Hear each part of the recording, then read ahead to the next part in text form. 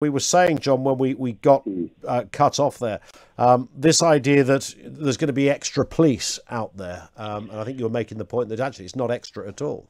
Yeah, absolutely, and I don't know what happened there with the technology. Somebody clearly doesn't want me to talk to you.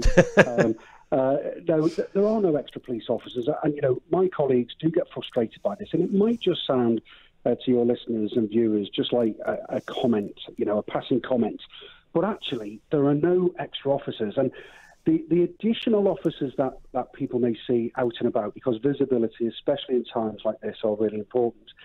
These are officers who have generally been pulled from different areas of policing, or from different commands, doing different roles, or they've had their rest days cancelled, or they're working prolonged shifts. So there are no extra officers, and I just feel I need to labour that point. But yeah, we are doing everything we can, and the announcements over the weekend, I think for many it didn't come as a surprise, but it's added an awful lot more pressure on an already overstretched police service. Yeah, and I mean, look, the police respond to all sorts of things, John. It's when things change and stories change, you guys are at the sharp end of everything. But one of the problems I sense, and we've spoken many times on this, is that the rules change, and it's very difficult. If somebody rings up the police and says number 67's got their gran around, I mean, I don't know a police officer that wants to go and arrest gran for eating a turkey lunch.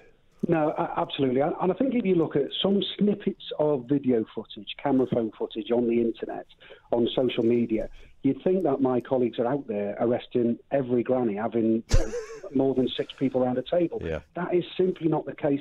One of the most important things that my colleagues have, I represent 130,000 police officers across England and Wales.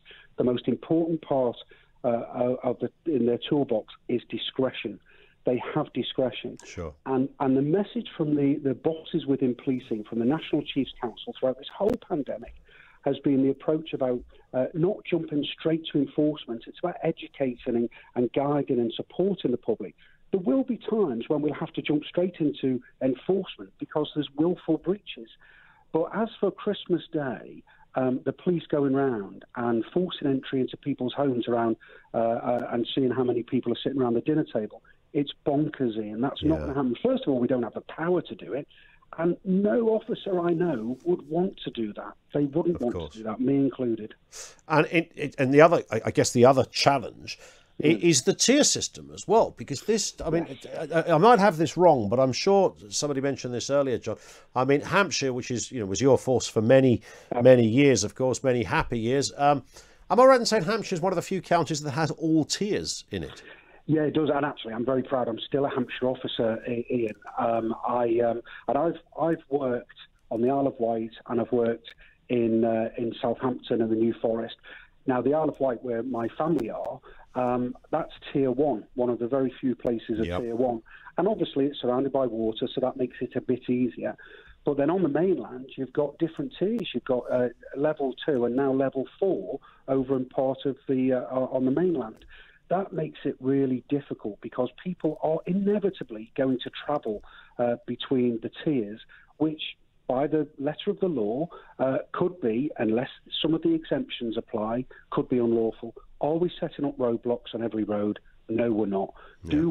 Do we count on people doing the right thing and using common sense? We do, but we also know some people who we deal with don't have common sense. We have to deal with that. Indeed. John, great to have you on. Thank you. It is that common sense approach, and John always articulates it brilliantly in terms of the approach from police officers in